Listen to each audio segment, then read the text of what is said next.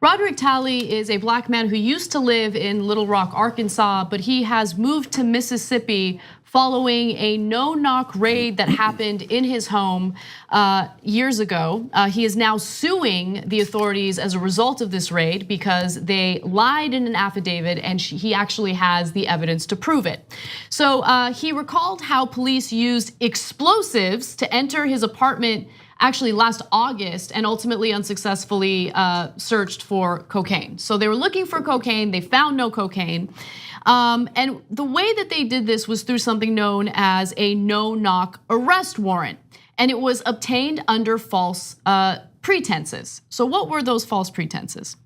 So let's go to the police affidavit, all right? In this affidavit, officers filed to search Talley's apartment. Police say that they sent an informant to his door with $100 to buy cocaine. Now, the three officers said they observed the door open and saw the informant have a conversation with someone in the apartment. Later, the informant explained that he purchased cocaine from two black men at Talley's address. Except none of that happened, and we know that based on the surveillance that Talley has. He has a camera set up just outside his door. And if you look at the next video, you will see that no one opens the door. Okay, so this is the time that he theoretically did the deal according to the informant. And what they say is that the cops witnessed this happening. Okay, but as you're seeing in this video, he never opens the door. Okay, it goes unanswered.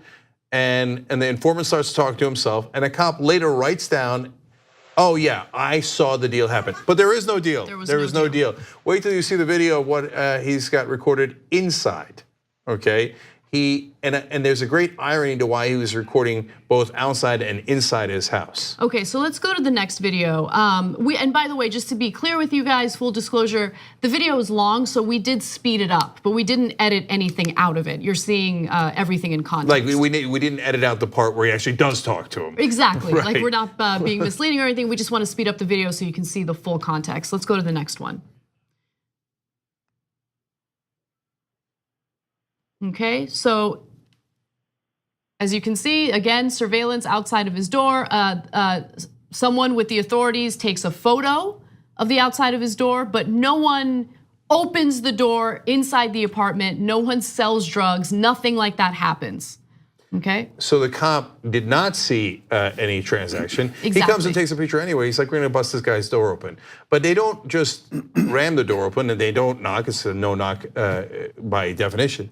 They blow the door open with an explosive. Yep, in fact, all right, again, there was no transaction, okay? So there was no probable cause. They had no right to a no-knock warrant, but it didn't matter. They made things up in that affidavit in order to get the no-knock warrant, and it resulted in this, and it's terrifying. So they used an explosive device to get into the apartment. 11 cops show up. And they raid the apartment, and guess what they found? They found no cocaine. No cocaine. But I mean, they could have easily killed him. And luckily they didn't. He's under the door, by the way. He was sleeping on the couch and they blew the door off onto him. And what's amazing is this looks like Fallujah, right? These guys come in heavily militarized and they don't find anything. They actually find the guy under the door and they don't care. Well, I thought you were in big danger. Well, why you've actually found the so-called suspect? Why aren't you then taking precautions, etc.? They want to have fun. They want to bust people. They want to meet their quotas, etc. And they want to blow people's doors off. You know that afterwards, they don't pay for the doors, even if the guy's innocent. So it costs them like $1,500 to replace. There's one lady had her front door and her back door blown off, and she doesn't have enough money. She replaced the front door, but now the back door just has cardboard on it, okay? Which, by the way, encourages crime. Exactly. And now you want to hear the irony of why Roderick Talley was taping even inside his own house? Because robbers had come in and he wanted to catch the robbers. So he actually needed the cops. But the cops didn't care to actually do their job and protect him. Instead, they blew his door off and they could have easily killed him if the door had hit him in the wrong way. And then, even though they knew they had the wrong guy, they arrested him. They said, oh, we found marijuana in his apartment. So attorney Benjamin Crump is the individual representing Roderick Talley in this lawsuit. You might remember him because he was also the lawyer for Trayvon Martin's family following his death at the hands of George Zimmerman. So Benjamin Crump actually shared some statistics. They did a Freedom of Information request and they found some pretty interesting statistics regarding no-knock warrants in Little Rock, Arkansas. And they said that officers used boilerplate language on most of the 133 no-knock warrants, of which 110 were for Black citizens. Many of the raids, again, this is according to the attorney, in which the police used explosives to blow up doors, turned up nothing, but residents were left to pay for the damages. So if you don't know what that boilerplate language means, is that they copied and pasted. So they don't care what's inside. They just want to blow some doors off, make some arrests. They don't care that they're innocent. And the judge, what are you doing? I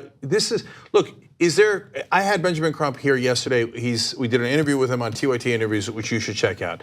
And he explained, and I asked him specifically, is there a circumstance where a no-knock warrant is warranted? Yes, a judge can give a no-knock warrant, and it would make sense if you've got a drug kingpin like a Pablo Escobar, and you don't want to knock because he's got 12 guys inside that are, armed, and that's why you blow the door off, right? But it's supposed to be really, really rare. In Little Rock, it's a tiny little town. They've done it over 200 times, and in this case, the same language is used in 133 cases. Yeah, whatever. Who cares? There's no specific. Hey, I know this guy did X, Y, and Z. I'm just copying and pasting. Let's go blow the guy's doors off. And then coincidentally, out of the 133 times they use the same language, 110 were Black guys. Poor Black people who have no power. And so it's easy to blow their doors off. And then some right-wingers will turn around and go, well, it didn't happen to me, so I don't believe it. And that's the point. They target poor Black people because they know that they have trouble fighting back. And Benjamin Crump was very honest. He said, look, when Roderick Talley reached out to me, I was skeptical. He's like, because he's in a lot of high-profile cases. He said thousands of people reach out to me every day and say I was framed, and he's like, it's often not true. Okay, we take very few cases, but when we saw the evidence, it was absolutely clear that the cops lied about seeing a drug transaction that did not happen. He owns a barber shop. So, and we know what Roderick did. He's in a lot of ways an American hero. Initially, he didn't get Crump to represent him because and so he did it himself. He found a way to file a lawsuit, hold him accountable. He found more people that they had done it to. Then Crump sees the video and he goes, okay, wait a minute. Oh my God, you're absolutely right. He comes in and starts defending this guy. How often do they do this throughout the country and you never hear about it? Mm-hmm. The thing that sticks out to me is that this man is obviously someone who's willing to fight back to a large degree, to go through all the work that he did without a lawyer and to file a case and to find other examples of it. And yet he still felt compelled to leave Little Rock and move back home to family in Mississippi because he's too scared to live there. I would be terrified. I would be too. I mean, someone can suffer a serious heart attack. I mean, he could have died just from the door. Yeah, exactly. From projectiles. And by the way, one other thing, you talked about the reaction of some people in the country when the issue of police brutality or excessive force is brought up. One other way that people react to it or respond to it is by slandering the actual victim as someone who hates the cops. But Talley said this, and I thought this quote was telling. I'm not against the police at all. I call the police when stuff happens to me. But bad police, I'm very against. And innocent people going to jail, I'm completely against. From now on, I'm gonna call that the Talley principle. Who could possibly be against that quote, right? I mean, I can't believe we have to explain the most obvious things to people. And that's why this saying is Black Lives Matter, because it's Black folks across this country going, I can't believe I have to say this, but our lives matter too. It's not too much to ask for you to care about our lives. In fact, he said, look, I remember he had called the cops to protect him from the robbers in another instance. That's why he was recording. And he said, but he was disappointed to find out. He showed them the video of how that the guy that had come had never talked to him, right? He said the cops looked at that video and looked at the video of the door getting blown off, and they started laughing. And he said that's when he realized they don't care. My life means nothing to them. Despite that particular incident, which is, sad, I still believe that most cops are good cops, despite, growing up in New York in the 70s and with movies like Serpico.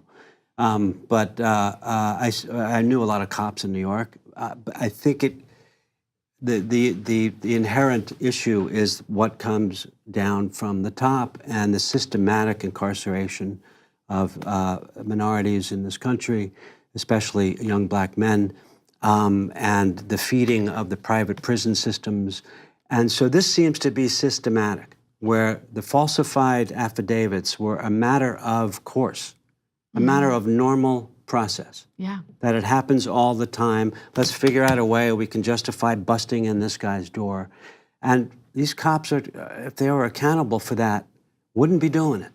So it's coming down from higher up, and it's a systematic issue all across this country. Well, I'll add a second thing to it, and we talk about this on the show all the time. It's in the training, it's in what they teach the cops. Are cops different than human beings? I think, of course not, right? We're all human, and so what are they teaching them? So in this case, you saw the video, they're teaching them to be the military. But they're not the military, they're cops. Over cocaine, by the way. Over what was supposed to be a small cocaine transaction, which they knew was not actually a cocaine transaction. And let's be fair to even those guys in the video. There's 11 guys in there. They don't necessarily all know that it was fake. They might think it's real. The original cop who took the picture of the door, he knows it's fake, right? Now, his bosses know it's fake, but they still keep on doing it. And by the way, a lot of those guys who were framed, they're still in prison. So that's part of what Crump's doing. He's trying to get them out of prison. Well, if you guys have this informant who's an obvious liar, and you use the informant in all these different times, and you've got the boilerplate language you're copying and pasting, how many of these guys are innocent? Of course, not every one of them is innocent, but you got to look at all those cases very, very seriously. And we've militarized our police, and overall, I think the number one problem is we've taught them, be afraid of everything. Everything is a threat, and whatever you do, don't say freeze, like when we were growing up, they'd say freeze, put your hands up, you're under arrest. No, just blow their doors off with an explosive, go in there and like it's Ramada and mess them up, right? There used to be a thing in New York. I got busted into in my rehearsal that I was in. We were rehearsing a play that was about a war. It took place in a war. And we were down in Little Italy, and apparently some cops were driving by, and they thought there was something real happening. They busted into us and took control of that room so professionally that it didn't endanger us. That's the way it can be done. On the go? Don't worry, we got you covered. You can still listen to TYT at our new podcast network. Find us on Apple Podcasts, the Google Play Store, or at tyt.com/podcast.